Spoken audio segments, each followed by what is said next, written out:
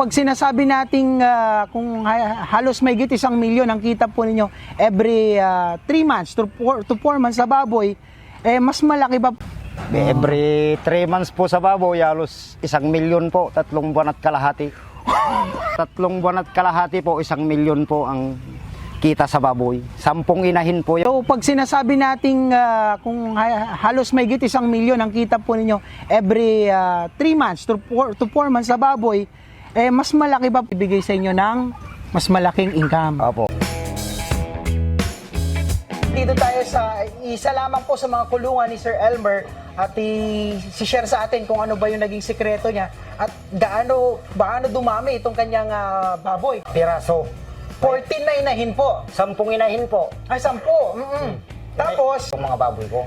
every kailan po nanganganak ang baboy ba? 4 months po, manganganak siya. Mga bago-bago pa lang. So, kailang anak bago nyo siya i-dispose? Pang 10 anak po, sir.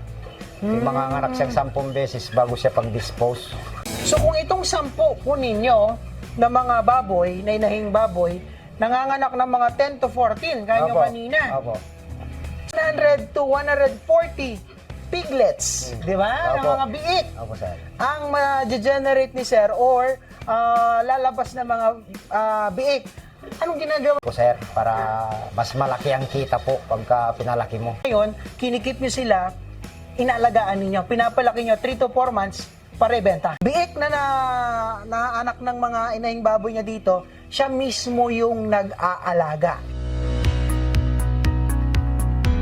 Siguro, sabi nga natin sa mga katulad ni Sir na backyard racer din, no? Backyard farmer din, pwede niyong gayahin itong setup ni Sir, no?